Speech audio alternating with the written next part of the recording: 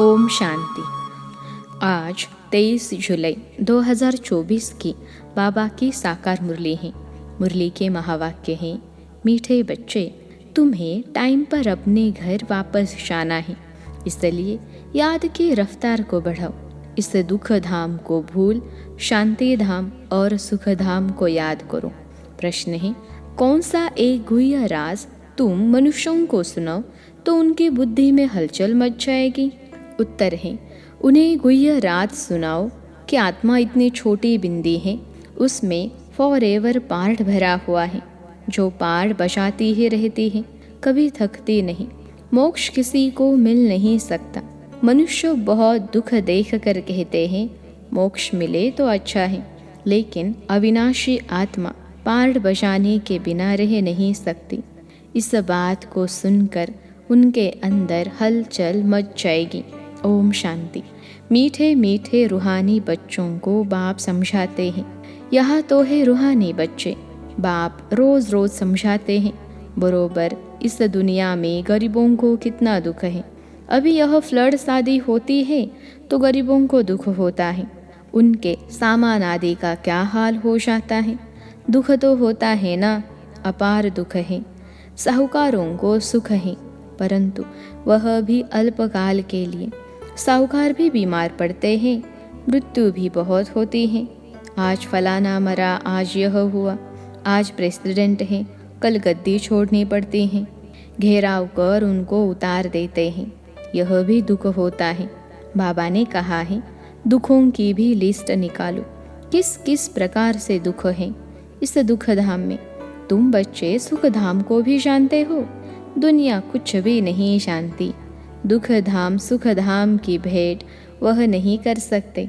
बाप कहते हैं, तुम सब कुछ जानते हो, यह मानेंगे कि बरोबर कहते सच हैं।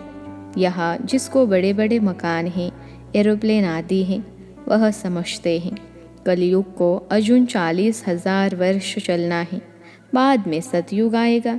घोर अंधियारे में है ना, अब उन्हों को नज़दीक ले आना है, बाकी थोड़ा समय है। कहाँ लाखों वर्ष कहते हैं, कहाँ तुम 5,000 वर्ष सिद्ध कर बतलाते हो। हर 5,000 वर्ष के बाद चक्र रिपीट होता है। ड्रामा कोई लाखों वर्ष का थोड़ी ही होगा।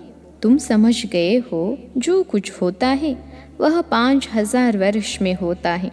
तो यहाँ दुख धाम में बीमारियाँ आदि सब होती हैं। तुम तो मुख्य थोड़ी बातें लिख दो, स्वर्ग में दुख का नाम भी नहीं। अब बाप समझाते हैं, मौत सामने खड़ा है। यह वही गीता का एपिसोड चल रहा है। जरूर संगम युग पर ही सतयुग की स्थापना होगी। बाप कहते हैं कि मैं राजाओं का राजा बनाता हूँ तो जरूर सतयुग का बनाएगा ना। बाबा अच्छी रीति समझाते हैं। अब हम जाते हैं सुख धाम, बाप को ले जाना पड़े। जो निरंतर याद करते हैं वही ऊंच पद पाएंगे। उसके लिए बाबा युक्तियाँ बतलाते रहते हैं। याद की रफ्तार बढ़ाओ। कुंभ के मेले पर भी टाइम पर जाना होता है, तुमको भी टाइम पर जाना है।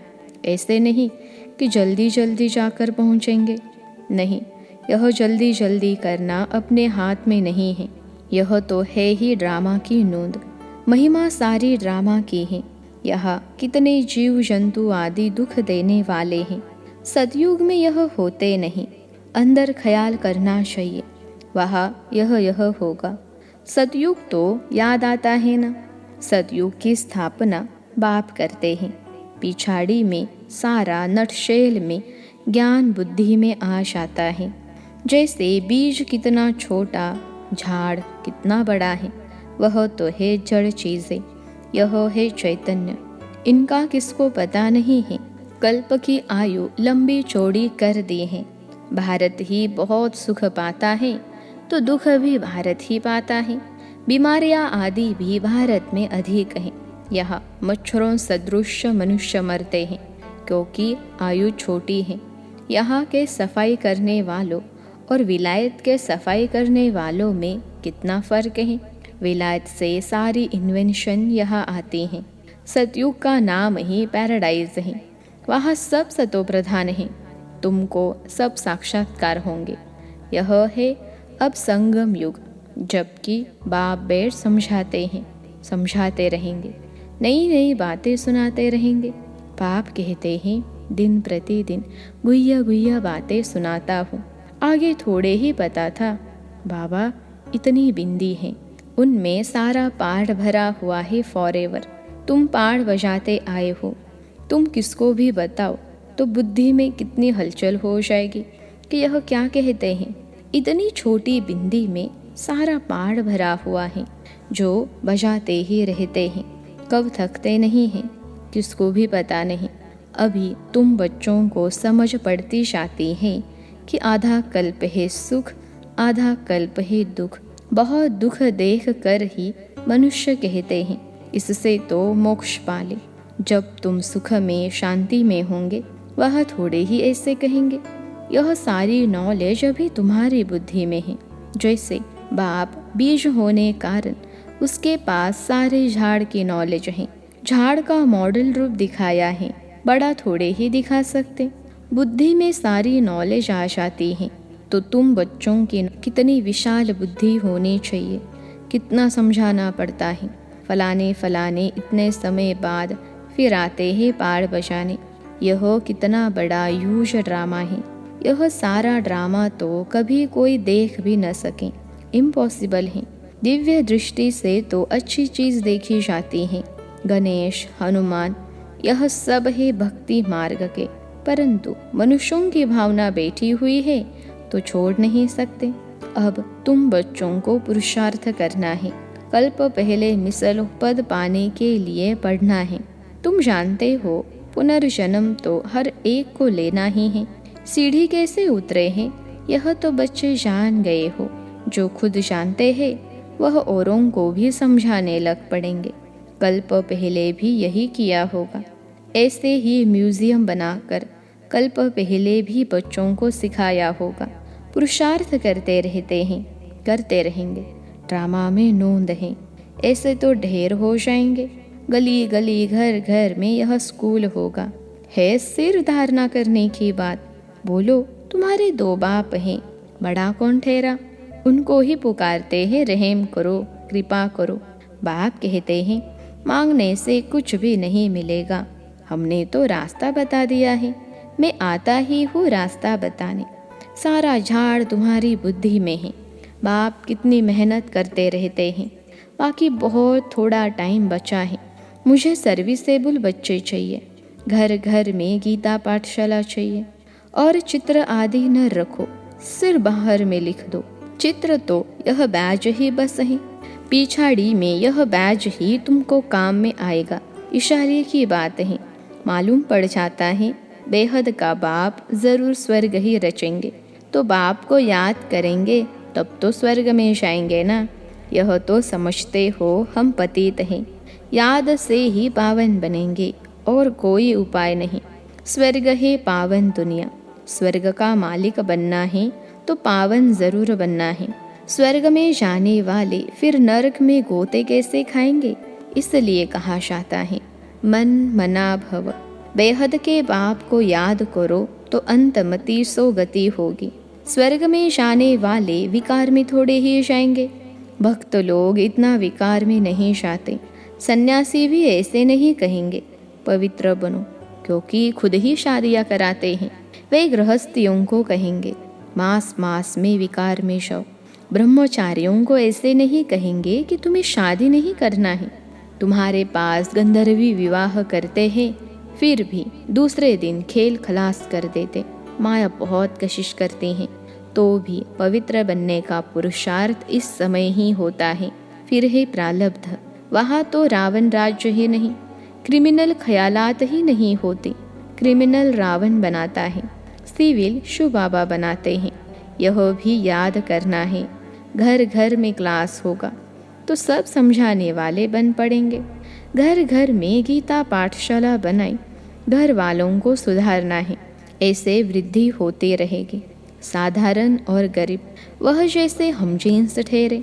बड़े बड़े आदमियों को छोटे छोटे आदमियों के सत्संग में आने में भी लज्जा आएगी, क्योंकि सुना है ना जादू है, भाई बहन बनाते हैं।